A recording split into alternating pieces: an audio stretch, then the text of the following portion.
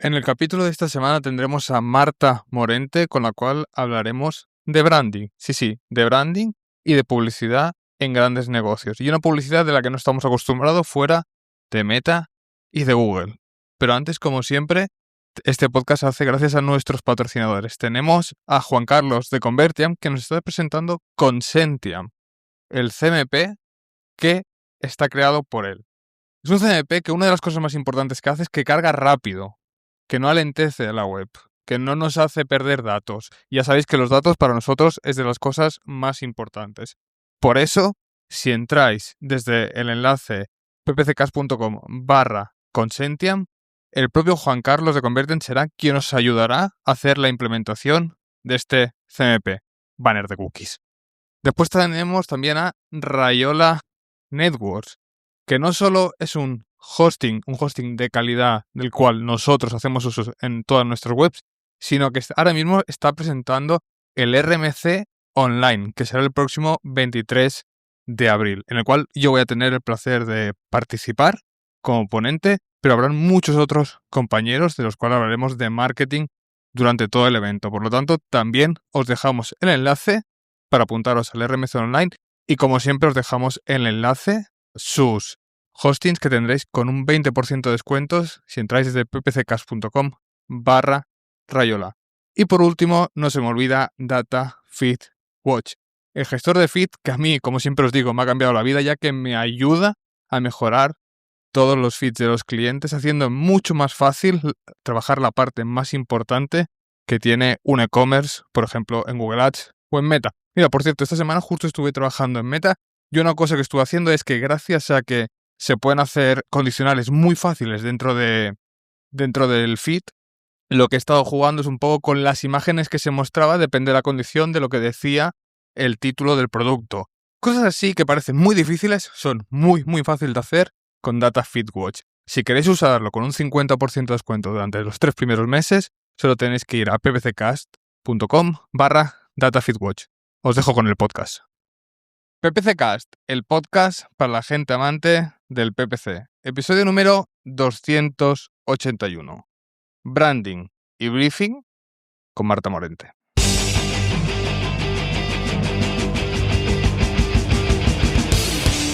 Hoy tenemos un episodio que a casi todos nos va a resultar diferente.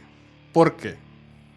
Viene a un podcast de puro performance alguien a hablarnos de branding. Entonces, Marta, ¿estás preparada para dar cátedra sobre algo que no tenemos ni idea? Bueno, lo vamos a intentar y sobre todo linkarlo muchísimo al performance, que es de donde yo vengo y donde de verdad tengo yo puesto el corazón.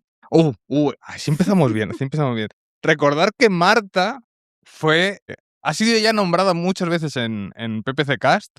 La última fue Miriam Navas y me enviaron amenazas a casa y dije, no voy a posponerlo más. Marta, ven a casa porque lo último ya es que me envíen una cabeza de caballo para conseguir invitarte.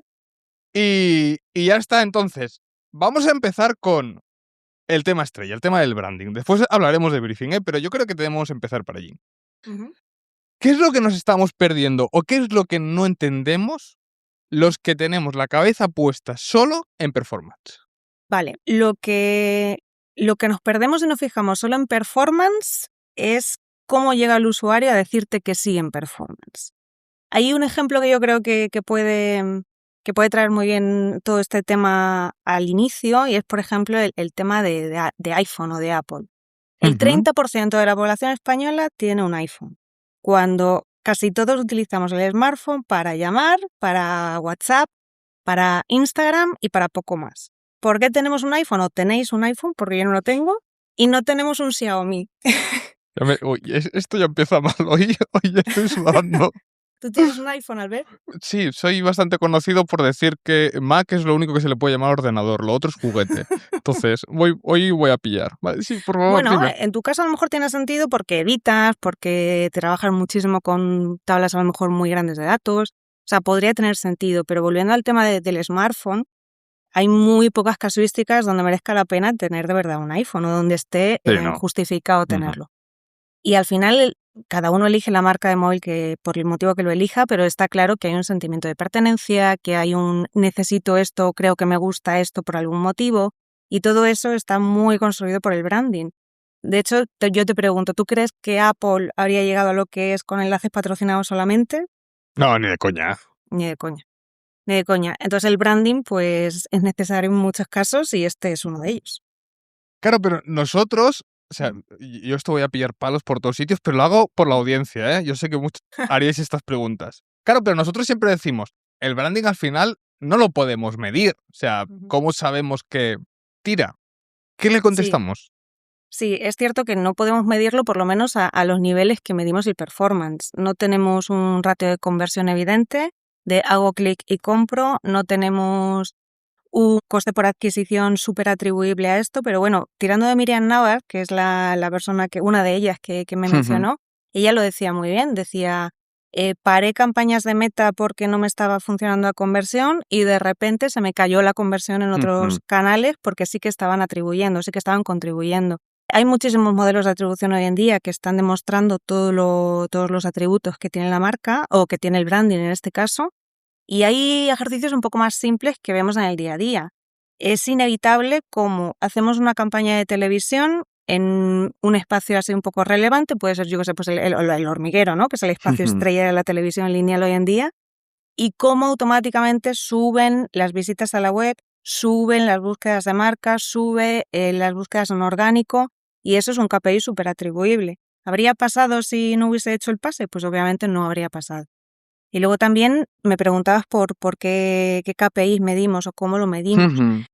Hay que cambiar un poco el chip aquí, hay que hablar de cobertura, hay que hablar de alcance, hay que hablar de frecuencias para construir ese mensaje de marca. Entonces no nos fijamos tanto en el CTR, si hacemos branding en digital, por ejemplo, aunque evidentemente es un KPI que tenemos que medir, pero sí tenemos que ver los segundos que ha estado en pantalla ese anuncio, si ha interactuado con él o no, si luego puedo reimpactarlo en otro sitio, puedo acabar convirtiendo en otro sitio gracias a esa atribución que tiene el branding. Al final tiene su parte, tiene su contribución y sobre todo tiene esa parte romántica de enamorar al usuario que a través de cosas de performance puro y duro es incapaz de conseguir. Claro, nosotros muchas veces cuando hablamos de branding, en la cabeza tenemos dos tipos de branding, ¿eh? Y sigo hablando desde un tío de performance. Claro. Hay dos tipos de branding. Las campañas que llamamos de awareness y todo en Meta, que lo que intentamos es alcanzar el reach el máximo posible. Quizás no tanto, ¿sería más el reach que las impresiones? ¿Cuál sería la métrica buena del branding? Bueno, en las campañas de Meta en concreto, tengo una cruzada personal con setear campañas a alcance. Me parece una pérdida de dinero absoluta, porque el algoritmo lo hace muy bien, te encuentra a muchísima gente, pero si luego te pones a ver cuánto tiempo ha estado esa gente en contacto con tu vídeo, por ejemplo, ves que es una décima de segundo. Bueno, una exageración, ¿no? Sí, pero sí. sí, 1 segundo, 2 segundos. ¿De verdad creemos que esos 2 segundos han sido valiosos? ¿De verdad creemos que hemos alcanzado a 1 millón de personas y ya por eso la marca está bien hecha? Evidentemente no.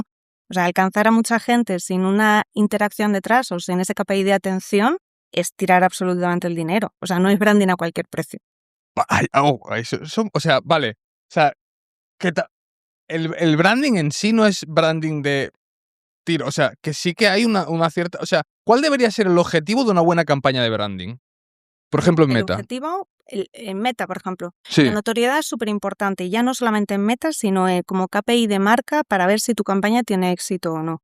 En medios offline sobre todo, aunque en online también se utilizan, hay un estudio, una herramienta de mercado estándar, que es IOPE, que te mide la notoriedad de una marca mediante el recuerdo espontáneo.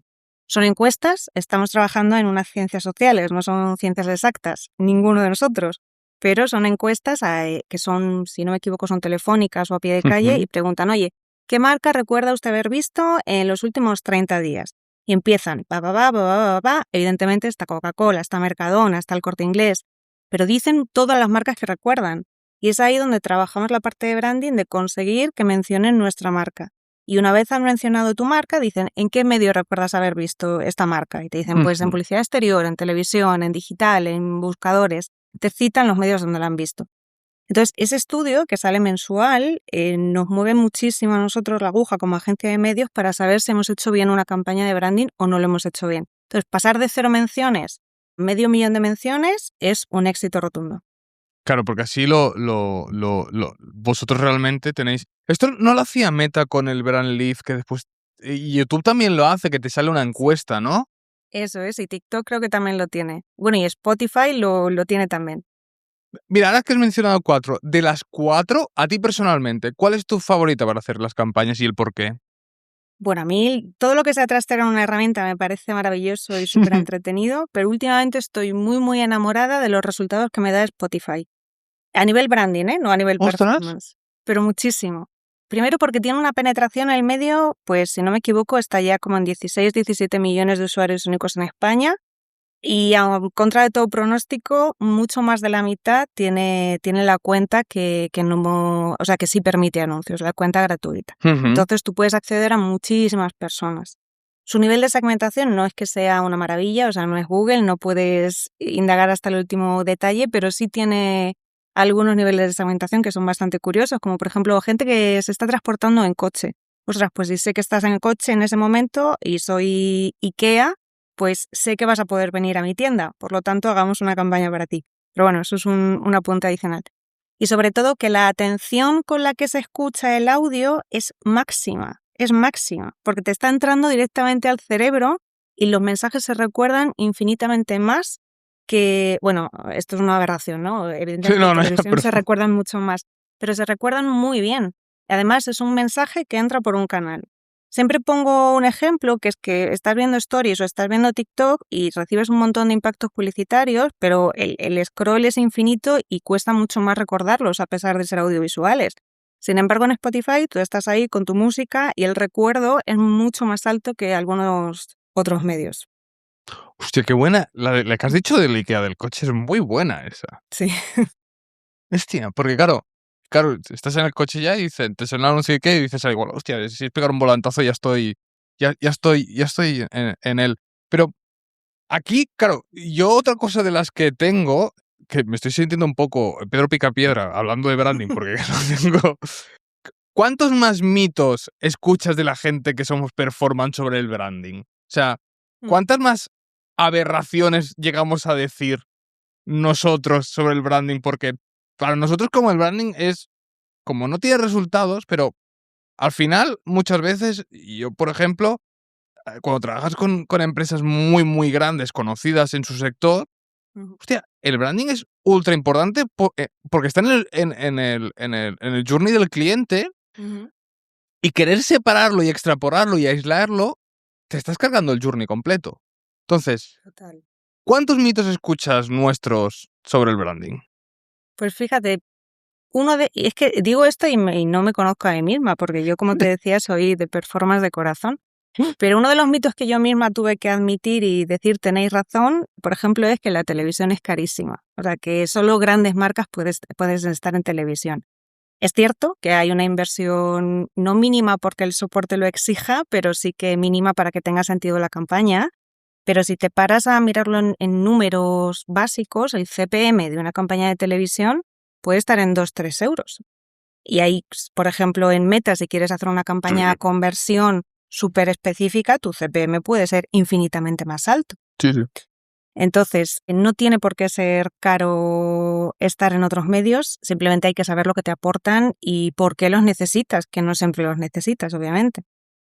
Claro, y cuando hablamos de medios, ahora han entrado como nuevos players, como puede ser Twitch, puede ser YouTube, puede ser todo esto. ¿Notáis diferencia cuando hacéis branding en una de estas plataformas que, por ejemplo, en la de televisión? Funcionan diferente, porque los medios que tú has mencionado ahora son medios one-to-one, es decir, que tú lanzas una impresión y la está recibiendo una persona. Los medios one-to-one, me estoy confundiendo todo el rato, medios one-to-many, como puede ser la televisión, es decir, yo lanzo un spot, pero lo están viendo casi 1 millón de personas a la vez, construyen muchísimo más rápido. Entonces, una campaña en YouTube va a necesitar mucho más tiempo y probablemente más inversión para llegar a una cobertura que yo en televisión a lo mejor puedo conseguir en una semana. Entonces, la diferencia está en la concentración. No veo esos picos de subida en la web cuando hago una campaña de YouTube porque no está pasando todo a la vez y no me están buscando todos a la vez, pero sí cuando hago un paso en el hormiguero, que de repente hay 2 millones, bueno, 2 millones es mucho, ¿no? Pero 1,5 millones de personas buscando mi marca porque me ha visto en el hormiguero. Todos los efectos van diferentes. Hostia, vale, yo aquí tengo 2 preguntas. Y hostia, es que a mí me encanta. A ver, lo primero, el concepto one-to-one, one-to-many. O sea, la gran diferencia es que toda tu inversión, o sea, todo, entre comillas, tu inversión está pasando en un momento solo. Eso es. Es la gran diferencia de este. ¿Qué otros soportes one-to-many existen? Pues, por ejemplo, en la radio pasa igual. Yo lanzo una cuña Vale. publicitaria, pero me están escuchando muchas personas. O a menor escala, yo tengo una lona puesta en los Cines Capitol de Callao y lanzo un impacto, pero a lo mejor hay 200 personas alrededor viéndolo. Esos son los impactos one, es decir, yo lanzo un impacto, tu one si es solo una persona, o tu many si son muchas las que lo están viendo en ese momento. Claro, dijéramos que las plataformas más nuestras, de las que son siempre one-to-one. Eso es. O sea, Para. tú estás viendo Meta y te está saliendo a ti ese anuncio, pero solamente a ti. Claro, así tenemos. Vale. Y claro, otra de las cosas que veo, y aquí es una cosa que siempre lo he utilizado en una pregunta de trivial que hacemos en el Fest, yo siempre digo, el display no es solo para branding. Que lo digo desde el punto del que es performance. ¿Alguien desde el punto de branding acepta esta afirmación, que el display no es solo para branding? Uy, claro, yo la comparto. Es que depende mucho dónde estés, a quién estés targetizando, qué le estés diciendo, que también nos olvidamos de la importancia que tiene la creatividad. O sea, los medios por sí solos no somos nadie sin una creatividad que nos acompañe y nos dé ese mensaje. O sea, el performance puede ser muy bueno o muy malo, también depende de esa creatividad. Yo no sé si vosotros trabajáis con agencias creativas que te dan la pieza o el anunciante te da la pieza y te dice, tengo que lanzar esto, y ya puedes tener la mejor segmentación de tu historia, que si la pieza es un churro, difícilmente vas a poder convertir. Pues es ahí donde el display puede ser para branding o puede ser para performance, dependiendo del mensaje, dependiendo de la segmentación que tengas detrás y también dependiendo de dónde estés exhibiendo esa pieza. Ya sabéis, si volvéis a votar a alguien y me dice que no, lo echamos del Fest. Pero No, es que todavía hay gente que me vota después de 4 años que me dice que el display es solo para branding. Es terrible. Pero otra pregunta que has dicho ahora sobre las creatividades.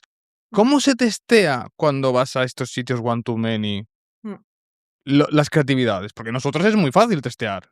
Pero, y por ejemplo, si hacemos branding en Meta, en TikTok, nos es fácil testear. Pero cuando estamos en estas que son one-to-many, que son televisión, ¿cómo se hace? Pues a ver, muchas ni se testan, simplemente se aprueban y se decide que se lanza y cruzamos dedos. Pero hay varios métodos. Está el método como oficial, hay focus group que se llaman, donde lanzan varias piezas y le preguntan a un grupito de personas qué les parece, qué mejorarían y demás. La verdad que yo no he tenido mucha oportunidad de ver marcas que se tomen esta molestia, pero también la clave está en lo que tú mismo dices. Una buena prueba es coger la pieza, llevarla a YouTube, lanzar 2, 3 versiones y ver cuál está haciendo mejores resultados. Hasta dónde llega el usuario, en qué cuartil se cae, si le gusta, si no le gusta, si comenta, si no comenta, y en base a eso se pasa a los medios masivos. Hostia, qué guapo. Claro, porque de esta forma tenéis data de vuestro nicho. Esto es como cuando se utilizaban los headlines de Google Ads para testear el headline que utilizarías en SEO para ver cuál tenía mejor CTR. Hostia. Pues exactamente igual.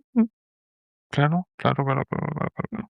Y después hay cuando decidís, que ahora hablaremos del briefing, pero, por ejemplo, en todas ellas, al final cuando cuando trabajáis con, no sé si tenéis departamento interno también que es de performance o no, pero al final, claro, vosotros, es lo que te os he dicho al principio, medís el resultado global del negocio. No medís por separado porque eso causaría un error, ¿no? De adjudicarnos. O lo que hacéis es, tales días hemos lanzado publicidad, esos días como que los aislamos y los medimos de una forma y los días concretos que no ha habido nada es performance puro. ¿Cómo lo hacéis eso? Hay una medición global, pero también hay una medición individual, porque, y esto creo que lo decía también Miriam en su intervención, que decía, hombre, cuando yo tengo que optimizar una campaña de Meta o de Google, de poco me sirve que yo en otro medio haya tenido otro resultado. Necesito los insights de esa plataforma para seguir optimizando ahí. Y eso se sigue haciendo. Pero también es cierto que hay que medir el volumen global del negocio. Hablamos muchísimo con clientes desde agencia para ver el feeling que están teniendo en sus ventas, sobre todo si tienen punto físico, que ahí ya nos cuesta a nosotros más hacer la trazabilidad, ver cómo les está yendo las ventas, ver si están viendo desde su baseline un aumento, un uplift de visitas o de ventas incluso, de ticket medio. Entonces requiere muchísima conversación con cliente para los que no tienen modelos de atribución creados, y para los que tienen modelos de atribución creados pues es más sencillo entre comillas porque se recoge toda la data de todos los medios, se pone en la coctelera de los algoritmos y luego sale el resultado de pues oye, la televisión ha contribuido un tanto por ciento, la radio un tanto por otro, y te dan resultados que a veces te sorprende muchísimo, que dices, pero ¿cómo es posible que este medio sea el que más está atribuyendo? Pues pasan estas cosas. Pasa. No, a mí cuando he dicho lo de Spotify yo ya me he quedado loco. Pero, y una pregunta, ¿cómo ves eso que hacemos muchas veces de pujar por nuestra marca? Y aquí vienen las batallitas de el SEO dice que le estamos robando el tráfico, nosotros muchas veces hay media buyers que dicen tengo ROAS 300 porque, claro, estoy haciendo marca, pero no lo explican.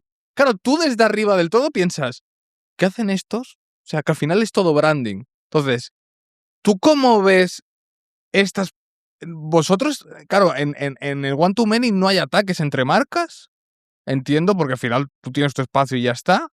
Pero cuando vais a aplicar en performance, ¿cómo veis el tema de si viene de SEO, si viene de performance?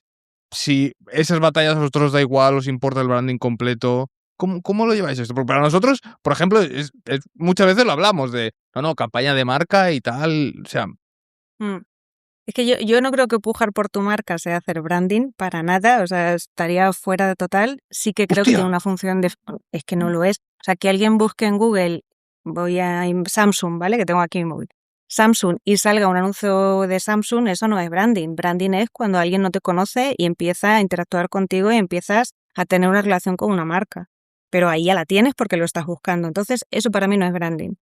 ¿Qué tienes que estar? Pues bueno, es una forma defensiva de estar por si viene Xiaomi, compra mi keyword o compra algo parecido que aparece encima, por si quiero estar por encima de los enlaces patrocinados de no sé quién, o por si quiero dar un mensaje que de forma orgánica no puedo estar dando.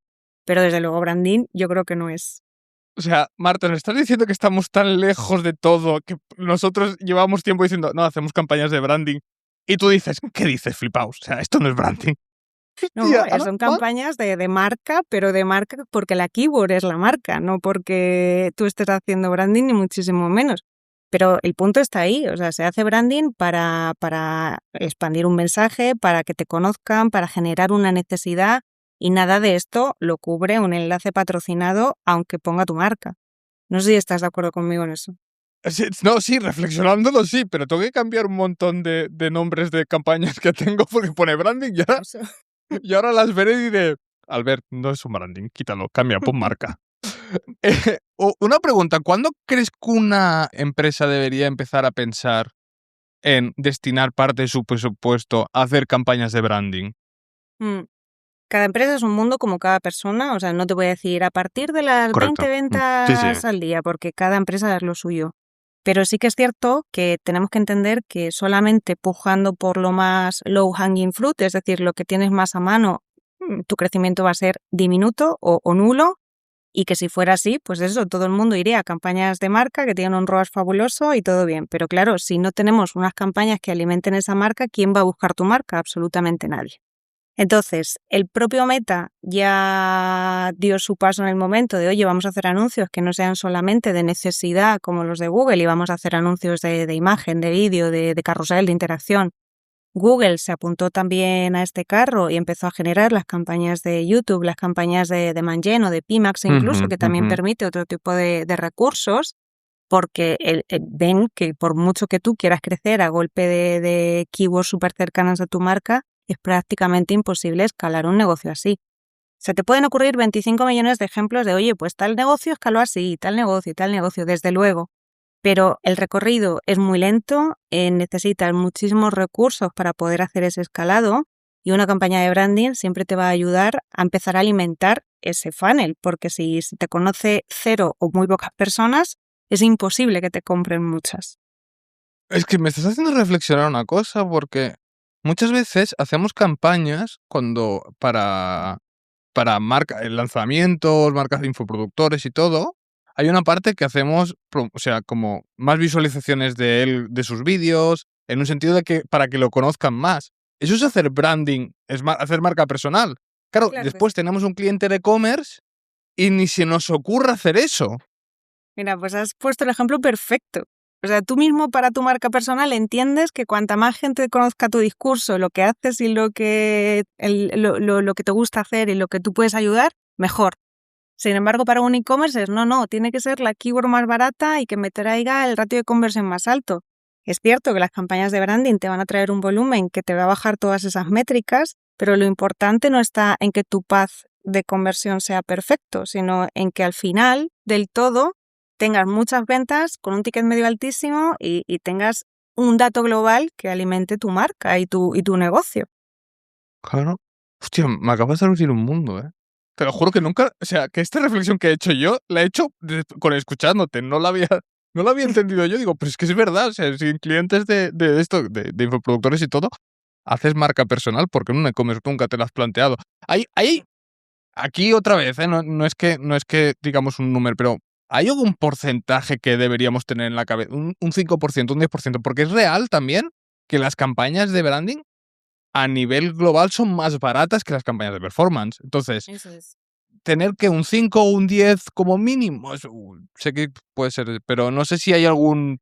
Ahora, depende cuánto represente eso en absoluto. Si tu 5% que mencionas, estamos hablando de 2 euros al día en una campaña de branding, pues igual no te merece mucho la pena.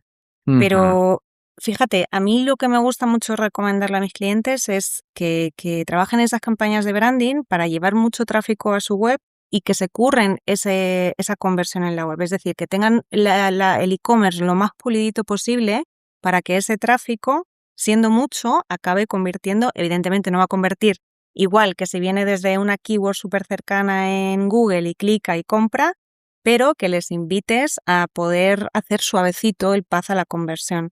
Y que además, en cuanto el usuario está en tu web, tienes 1000 maneras de volver a impactar con él, sabiendo ya que es un usuario interesado. Entonces, es como una inversión en entra a mi tienda, no compres, pero yo ya me quedo con tu email, me quedo con tu email o con tu cookie o Sí, con tu sí. ID y tengo la oportunidad de volver a impactarte y probablemente mucho más barato que si te tuviera que captar de cero. Ahora que has mencionado las cookies, una pregunta. ¿Estáis igual de puteados que nosotros con el tema de las cookies? Bueno, sí, no, porque tienen menos peso en la medida en la que hay mucha segmentación contextual, por ejemplo. Hay mucha segmentación también basada en algoritmos de terceros, redes publicitarias que tienen un desarrollo muy potente y se lo venden a las agencias. Y también que nuestra segmentación, hablando de medios online solamente, porque los Ujú. offline tienen otro tipo de segmentación, va muy basada en comportamientos actitudinales, en comportamientos sociodemográficos, y eso al final no está tan ligado a la cookie como nos pasa en performance. Y luego también hay un territorio súper interesante que es el tema de los móviles. Los SDK de los móviles están muy vendidos a todos los proveedores y hay campañas que se te va la olla de lo que puedes hacer. O sea, podemos hacer campañas Cuenta, de que es el... retargeting. Campañas de cuentas. retargeting sobre gente que ha pasado por un MUPI donde estaba mi publicidad. O sea, podemos hacer ese cruce. O sea, yo puedo saber, a ver, no que tú, Albert Roch, has estado en tal MUPI, pero sí que usuarios como tú pasan por este camino todos los días y por su navegación móvil sé que les interesa este tipo de publicidad. Entonces, en lugar de ponerte la publicidad en Meta, pues te la pongo en la puerta de tu casa, que va a ser mucho más efectiva. Qué guapo hacer. Es que me estás recordando los tiempos que hacías publi en Gmail y se podían leer las keywords que tenía. Eso era guapísimo. Pero ¿Verdad? eso era una bomba. Es la mejor. Para mí han sido las mejores campañas de la historia. Pero, claro, esto es súper interesante porque al final todo esto que estás hablando es programática. ¿Mm? Eso es. Explica un poco qué es la programática y, a ver, es muy grande. O sea, ¿qué es lo que podéis hacer los que utilizáis programática que nosotros no podemos hacer? Bueno, O lo hacemos de una capa mucho menor, que la programática está guapísimo. sí, a ver, que quede clarísimo que yo no soy experta en publicidad programática, así que si alguien está viendo esto, a lo mejor se tira de los pelos. Pero desde mi punto de vista, y siempre pongo el mismo ejemplo, siempre decía que las plataformas de Google es como tener un radiocassette y programática una mesa de mezclas. Correcto. Es perfecta esa definición, es perfecta. O sea, suena música en los dos lados, pero no suena igual y no puedes hacer las mismas cosas. O sea, al final la programática es, para mí, una de las claves principales, aparte de un inventario mucho más grande, es el tema de la segmentación que puedes hacer. Eso Que es. es la bestialidad del nivel que puedes llegar a meterle capas. La semana que viene, porque hemos grabado un podcast avanzado, ha venido Jordi Ordóñez a hablarnos y justo hablamos de los DSPs de Amazon. Y nos cuenta todas las barbaridades que puedes llegar a hacer de segmentación con Amazon. Claro, sí. en Google también, con el 360 de ahora, también entiendo que se pueden hacer bestialidades. Justo, mira, nosotros el DSP de Amazon lo utilizamos sobre todo para lanzar publicidad en Prime Video, que es branding muy duro, como comprenderás, pero no es un branding a usuarios mayores de 25 años, no es así.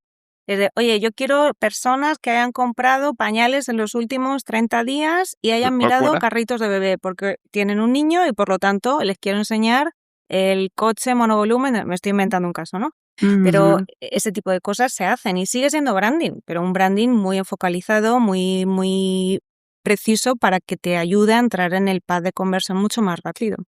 Claro. En 360 sigue habiendo inversiones mínimas. ¿En DV360 dices? Sí. No estoy segura de eso. Lo que sí estoy segura es que tienes un fee para poder trabajar con ello, que es un fee bastante alto. Entonces, puede que la inversión mínima venga para poder compensar todo ese gasto tecnológico. Pero no estoy segura si tiene inversión mínima o no. Hostia, y es que lo intentamos una vez y era una barbaridad. Sí.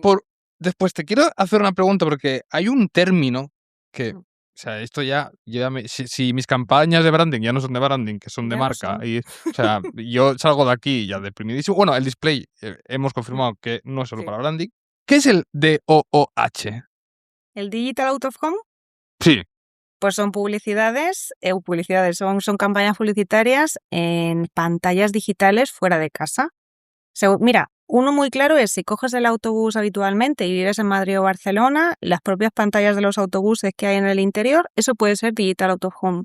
Pero también puede ser los mupis o las marquesinas que hay cuando vas a esperar el autobús, que son digitales y hay un vídeo de 10 segundos en lugar de el típico cartelito que había antes de papel que se caía y se arrugaba. Pues ahora es digital.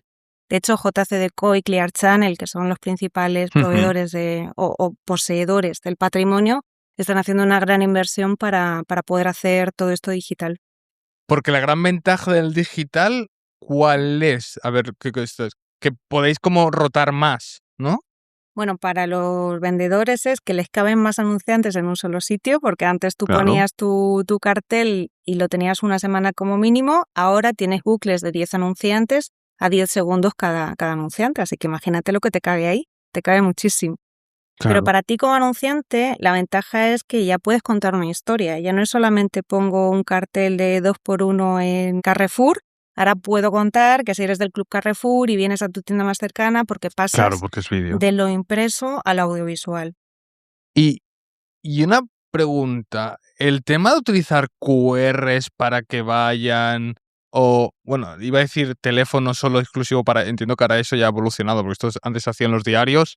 No te creas, ¿eh? Justo esta mañana tenía una reunión donde iban a hacer una campaña de Google Ads donde cada landing iba a tener un teléfono para verificar la conversión, ¿eh? O sea, que no estás tan en el pasado. Es que con los periódicos sé que funcionaba. Pero el tema del QR es algo que intentas implementar siempre. Es algo que tampoco es tan grande la conversión o la mejora que tiene de cualquier anuncio con QR o sin QR. No sé si lo habéis testeado. Sí. Tengo la respuesta larga y la corta. La corta es, si no lo quieres poner, no lo pongas porque no te va a cambiar la película en absoluto. ¿Y por qué pasa esto? Porque muy poca gente se toma la molestia de capturar el QR e ir a tu landing, a no ser que sea un formato fijo. Si es un formato fijo, sí le das el espacio al usuario para que saques un móvil, escanee y demás. Aún así, no mucha gente lo hace. Pero cuando es un formato, pues imagínate, en estos loops que veíamos de Digital Out of Home, si en 10 segundos le pones un QR y el usuario que está esperando el autobús tiene que darse cuenta de que hay un QR, sacar el teléfono, capturarlo, es imposible que le dé tiempo. Entonces, sí los utilizamos, pero en formatos donde tenga sentido. Hay un formato en televisión digital que se llama Ad Pause, o sea, el anuncio en pausa, que cuando tú estás viendo un contenido, por ejemplo en Prime Video, le das al stop, Coño, es sale un verdad. cartel, claro, sale un cartel enorme y es como tener una lona en el salón de tu casa y levántate a por una agua bella y refrescate un montón. Pues ahí sí tiene sentido poner un QR, porque el usuario se puede tomar todo el tiempo del mundo en, mira, me interesa esa promoción, lo escaneo y voy a Amazon a comprarlo, voy a la landing del usuario. Para cerrar este tema, porque es que al final daría... quiero hablar de Birfing contigo porque también me han dicho que hable de Birfing contigo, que eres... Pero todo esto se accede mediante DSPs y la mayoría de DSPs no son self-service. Es decir, no puedo hacer como Google Ads y Meta que me creo una cuenta y empiezo a disparar. La mayoría de ellos tenemos que pasar por un partner, ¿no? Bueno, estos DSPs de Amazon y demás, sí que hay un proceso burocrático hasta que consigues hacerte con él, no está como accesible a todo el mundo, pero tampoco es imprescindible que sea a través de un partner. Hay casos donde sí, donde hay un número de licencias y no venden más, pero por ejemplo en DV360, si no me equivoco, si tú estás dispuesto a asumir el fee inicial y el fee tecnológico, tú y yo podemos abrir una cuenta sin ningún problema. Otra cosa es que nos salga rentable, pero Correcto. podríamos hacerlo. Vale. ¿De branding nos dejamos alguna cosa más? Así que... Pues seguro que un montón, no me cabe duda, pero bueno, si vemos que es súper importante, hacemos otro día otra sesión y luego cerramos. Sí, no, seguro, porque es que... No, que al final lo del branding... Vamos a la parte del briefing, vale. Venga. Claro, porque nosotros... Claro, yo estoy viendo que nosotros llegamos a una capa de briefing, pero claro, vosotros al final llegáis a una capa mucho más amplia. Entonces, ¿cuáles son los pasos esenciales desde un inicio que tienes que hacer para poder crear un buen briefing a un cliente? Te cuento mi punto de vista, que probablemente pueda diferir con el de otras personas. Pero ahora mismo para mí eres la mayor experta de briefing, o sea, me voy a creer el tuyo. La experiencia me dice que el briefing lo suele generar el anunciante, que es el que decide qué necesidades tiene. Lo que pasa es que luego de lo que empieza a lo que acaba la cosa suele variar. Vale. Entonces, el briefing del anunciante siempre suele ser de ¿qué quiero? Quiero todo. Quiero vender barato y que me conozca mucha gente y tal. Entonces, cuando le explicas de, bueno, si tienes, una tontería, si tienes 100 euros no puedes ir a todo. Tienes que elegir qué. Entonces, a base de preguntarle al cliente de, oye, ¿y esto qué? ¿Y esto aquello? No sé qué, al final llegas a un pacto con él donde dices, venga, pues esta campaña vamos a buscar, me lo invento, notoriedad de marca. Entonces, cuando estás buscando notoriedad de marca, sabes que tienes que ir a ciertos medios donde la notoriedad se favorezca. Y vuelvo a coger el ejemplo que ponía antes. ¿Mi impacto publicitario vale igual en una story de Instagram que en una lona en Callao? Pues evidentemente no. Yo veo una lona en Callao y digo, ¡buah, esta marca mola un montón! O por lo menos sé que es una marca importante porque ha hecho la inversión de tener una lona en Callao. Veo una story de Instagram y aunque la marca sea muy guay, no le doy la misma importancia como usuario. Entonces, la notoriedad, esto no me lo invento yo, estos son, pues ya te decía, los estudios de IOPE, dice que la televisión es no el medio, porque es más bien el dispositivo, ¿no? El televisor, el que genera mayor notoriedad de todos. Y tiene todo el sentido del mundo. Históricamente, solo los grandes anunciantes hacían campañas de televisión, entonces que tu marca está en televisión ya eleva la notoriedad en la mente del usuario. El exterior también tiene muy buena notoriedad, muchísima, entonces también es uno de los medios a tener en cuenta. Y luego podríamos entrar en detalles de por qué uno sí o por qué otro no. El caso es, volviendo a tu pregunta, una vez acuerdas con el cliente dónde vas a enfocar la campaña y cómo la vas a medir o qué KPIs van a ser relevantes, quiero una campaña de alcance, ¿vale? Pues voy a ver cómo consigo que tu campaña la vea el 90% de la población española. O no, yo lo que quiero es que mi campaña sea de jóvenes de 25 a 35 años. Pues voy a ver cómo puedo llegar a través de qué medios a esa gente. Entonces llegas a este acuerdo y tienes que hacer un estudio muy profundo, sobre todo a nivel social, del target al que tú quieres llegar.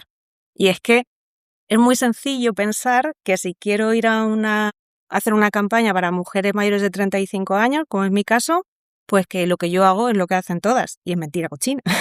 Al final, claro, Hay un patrón general en la sociedad que cada vez está más disperso y eso es un gran problema para las agencias de medios, pero no siempre uno tiene la verdad, tiene que ir a fuentes a ver qué hace esta gente.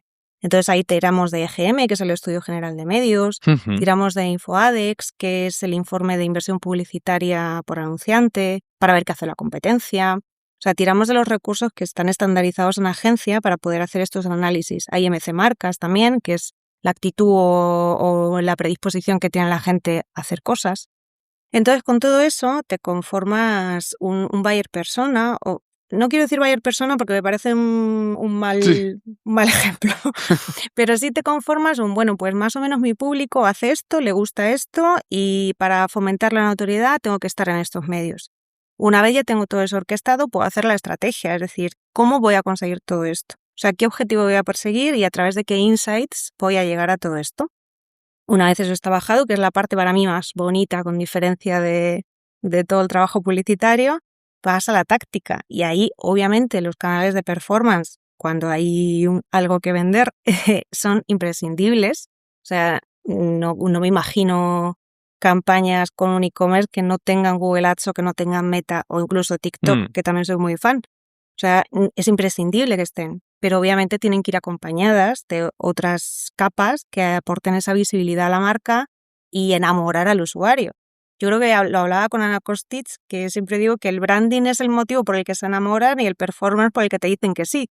Entonces hay que hay que trabajar esas dos capas, ¿no? El enamorar al usuario y el convencerle para que tenga una primera cita contigo. Quizás mezclo con lo que hablamos de branding, pero me has hecho pensar, ¿el branding con influencers o utilizar las influencers en más un tema que no vayan tanto a performance, estos que no hay link y todo?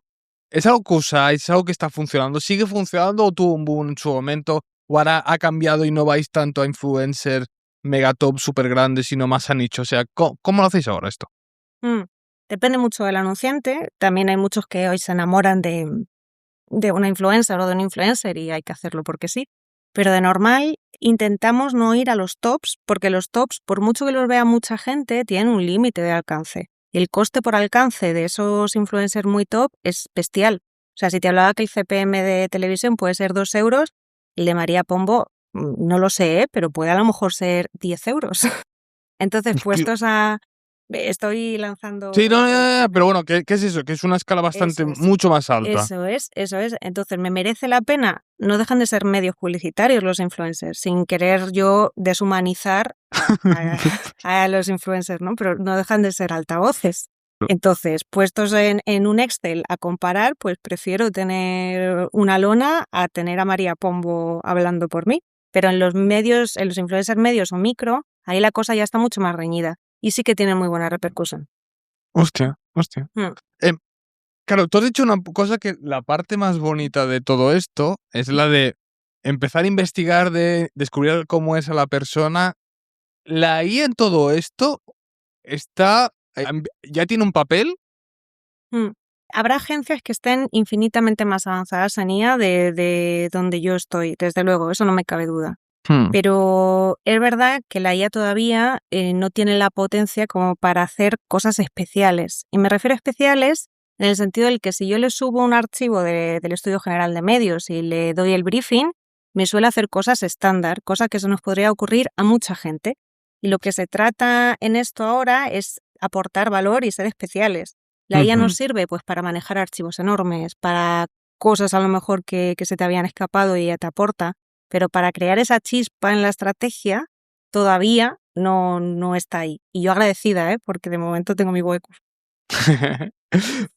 Los estudios estos que estás hablando no son, no son estudios que cualquier persona pueda acceder a ellos. O sea, son como... Son estudios de pago.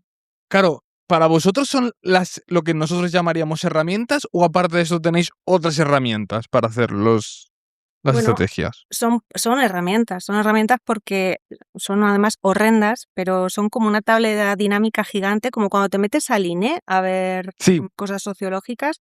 No sé si tienes esa imagen que es como una tabla dinámica feísima donde tú vas metiendo variables, pues es algo muy parecido a eso.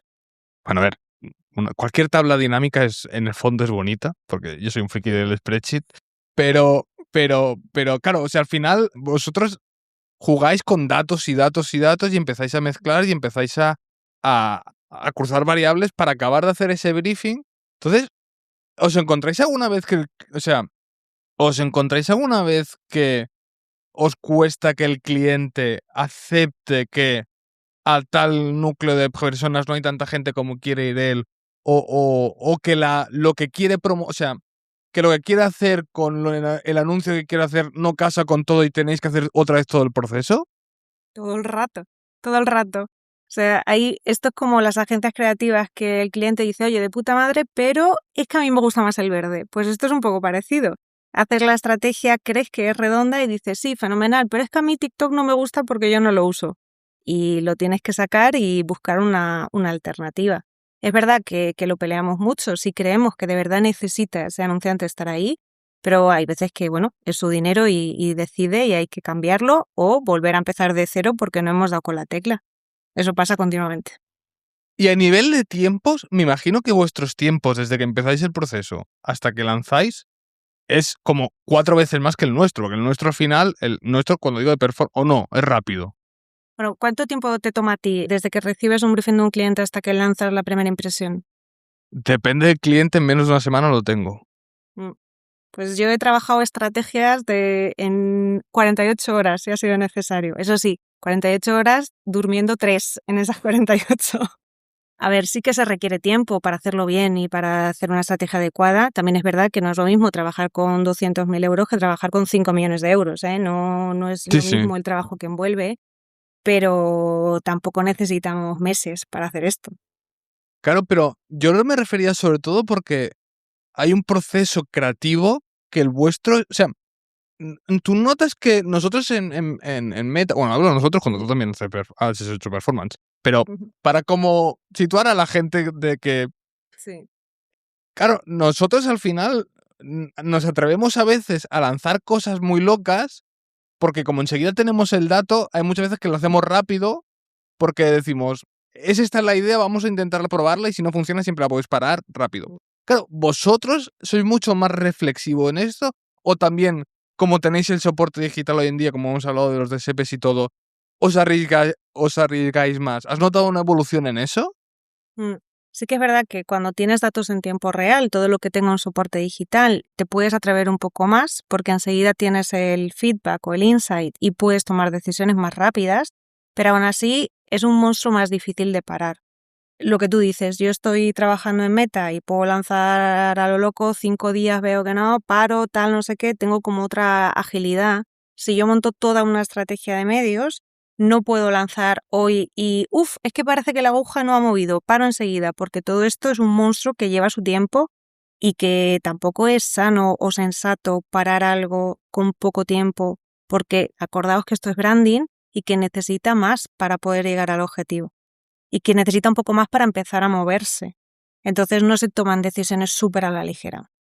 Hostia, claro, eso se añade un grado de dificultad a la hora de tratar con el cliente. Porque muchas veces el cliente no entiende.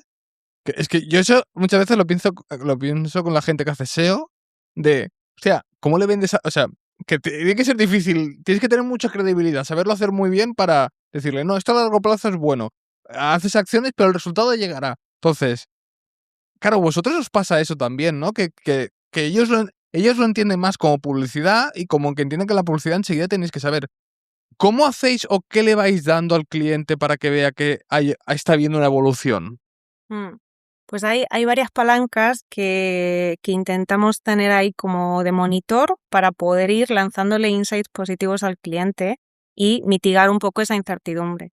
Y una es tan sencillo como Google Trends. Si de repente tu marca no se conoce, no sale en Google Trends y la meto y después de la campaña empieza a aparecer, ahí tienes un indicador. De repente tu campaña de branding está funcionando. O al revés, tienes una línea muy plana con tu competencia y lanzas la campaña y eso empieza a crecer, tienes ahí un indicador que ayuda muchísimo. También las búsquedas que se hacen en orgánico, en marca, en directo, esas 3 palancas de tráfico en Google Analytics o en GA4 que lo llamamos ahora, se ve rápido. Si una campaña de verdad está funcionando a nivel branding y está haciendo marca, las búsquedas de orgánico suelen tender a subir. Sobre todo en zonas geográficas. Imagínate, si tu campaña funciona muy bien en Madrid y Barcelona y tú lanzas una campaña a nivel nacional en televisión, de repente te empiezan a llegar sesiones de Almería, de Valencia, de otras ubicaciones que habitualmente no te estaban llegando. Pues eso también es mérito de la campaña de branding. Entonces vamos cogiendo pildoritas que no son definitivas para saber si tu campaña funciona o no funciona, pero sí te van dando un indicador de cómo va yendo. Y cuando haces este plan para el cliente, este briefing global, ¿cómo avisas a la gente de performance los días que saldrán ciertas cosas que pueden afectarles mucho para que hagan cambios de aumenta el presupuesto porque vamos a salir al hormiguero de esto y justo que el día siguiente la gente nos va a... ¿Hacéis cosas así? Pues tengo alguna experiencia, hace ya muchos años de esto, trabajaba con la cuenta de Línea Directa. Y ahí sí que teníamos, es verdad que Línea Directa es un monstruo publicitario que siempre tiene publicidad, siempre tiene campaña, Sí. pero cuando hacían algún cambio drástico a nivel offline, sí que lo vigilábamos muchísimo en performance y correlacionábamos, eso era muy divertido, porque trabajábamos con el impression share de la campaña de marca. Si Vale. teníamos alguna pérdida por presupuesto o porque teníamos para tenerlo siempre al 100%, y el día que correlacionábamos con los GRPs que se habían lanzado, veíamos si las impresiones se iban moviendo en función de los GRPs o no. Y era un ejercicio súper divertido de hacer. Hostia, claro, porque la gente habría más demanda, de repente podíais... Lo más normal es que os pasara que os limitaba por presupuesto, ¿no? Bueno, intentábamos que nunca, te hablo ya de hace muchos años, Claro, lo ponían sobrante. Vale, eso es, que pues si yo me gastaba, me lo invento, 10 euros, pues le ponía 2.000, para que nunca en la vida me faltase dinero ahí. Entonces hacíamos esos ejercicios, el ver cómo fluctuaba la búsqueda de la marca en función de la presión publicitaria que hubiese en televisión. Hostia, qué guapo, qué guapo. ¿Nos falta algo más de hablar de briefings? ¿Qué crees que tengamos que explicar? No, para mí lo más importante es eso, que el dato sobre el relato, que nosotros no somos únicos y en los consumos de medios son nosotros, que siempre hay que verificar, eso es súper importante. Sí, la verdad que... Ostras, claro, es que aparte vosotros jugáis como en una escala más grande porque para empezar llegáis a mucha más gente.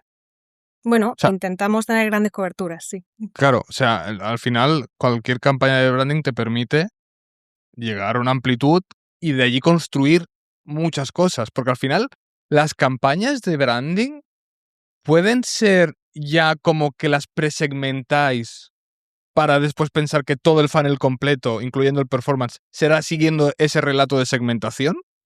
A ver, utópicamente ese es nuestro objetivo, pero tú y yo sabemos que el funnel no tiene sentido como lo dibujamos, o sea que es muy práctico organizar así la cabeza con un upper, un medium low, pero que ningún usuario del mundo ve una marca, clica y compra, que hay idas y venidas, vueltas, o ahora me interesa, ahora dejo de verla, ahora veo 5 vídeos seguidos, ahora compro una cosa y me olvido de la marca, o sea que no hay un funnel como el que tenemos en la mente, que lo utilizamos para ordenar ideas, pero que ningún usuario se comporta así.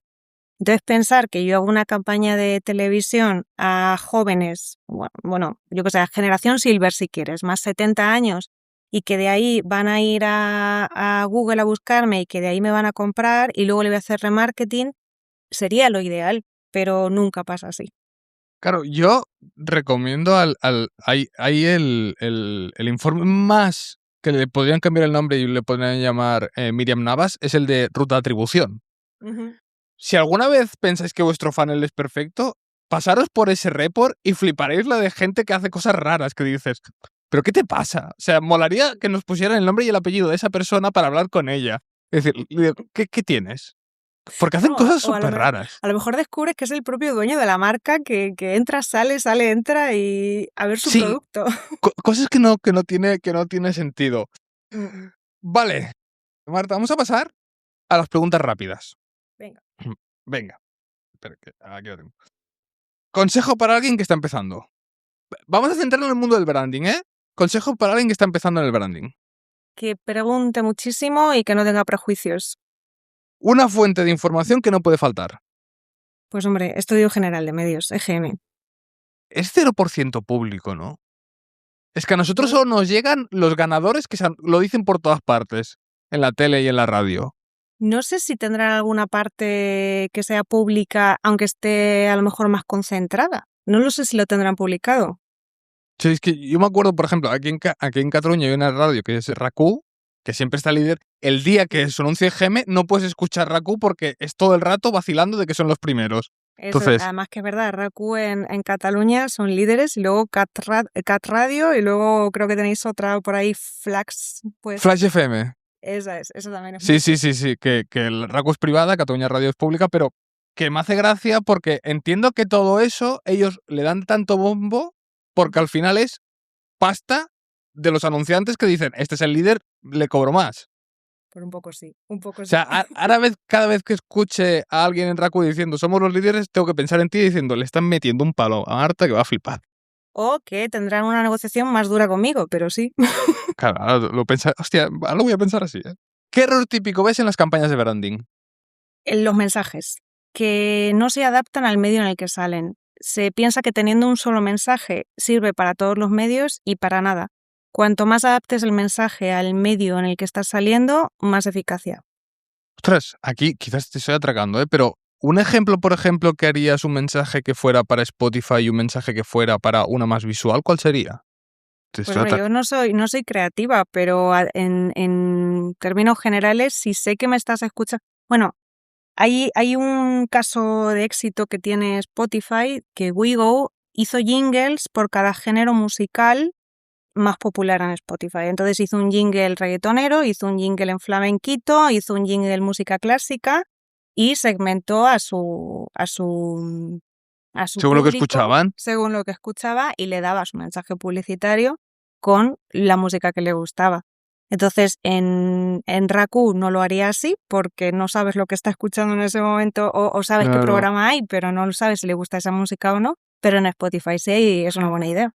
Hostia, me estás creando FOMO y creo que voy a dejar de pagar Spotify para escuchar, ¿no? Es que, claro, en Spotify no escucho. Yo creo que es el que me da más rabia. ¿No? En podcast sí que tienes publicidad, ¿cierto? Nosotros la quitamos porque tenemos la nuestra propia. Pero no sé si es. A ti como oyente, en la parte de podcast se supone que sí pueden ponerte Sí, publicidad entiendo aunque que tengas sí. aunque tengas Entiendo que sí. Sí, claro, porque no. Entiendo que sí. Pero la cosa es que para mí es más molesta la publicidad en Spotify que en YouTube, por ejemplo. ¿Sí? Sí, Bueno, entiendo que en porque lo Spotify. puedes saltar, ¿no? O la gran No, no mayoría tanto de por eso, es que en Spotify, claro, es lo que tú has dicho, es que lo has clavado. Como me entra por el oído, es como que, joder. Mm. En cambio, si la estoy viendo en YouTube, como que me puedo distraer mirando otra cosa, pero cuando estoy con los cascos, hostia. Bueno, pues hay gente como tú a la que le molesta un montón y hay gente como yo que está ahí pendiente de qué ingeniosos estos, qué bien lo han hecho. Me estoy autoconociendo a mí mismo hoy, Marta, ¿eh? O sea, Fíjate. estoy autorreflexionando. Vale, un quick win que para cualquier campaña de branding. Que no sea la de, para cada uno de los tipos de Mm. publicidad, pues hacerla específica. Mm. Pues tirando un poco piedras contra mi tejado, yo antepongo la relevancia a la cobertura. Es decir, prefiero ser muy relevante en poca gente a ser muy poco relevante en mucha gente. Claro, muy buena. ¿Qué prefieres? ¿La publicidad one to many o one to one? Le he adaptado saco, ¿eh? Aquí tengo el corazón dividido porque yo ya te decía que vengo de one to one, de segmento, impacto, a muerte contigo, a que me conviertas y de repente he descubierto el mundo más masivo y le veo también su gracia. Así que esta no te la puedo contestar porque es 50-50. Bueno, pero la siguiente sí. ¿Branding o performance? ¿Qué prefieres?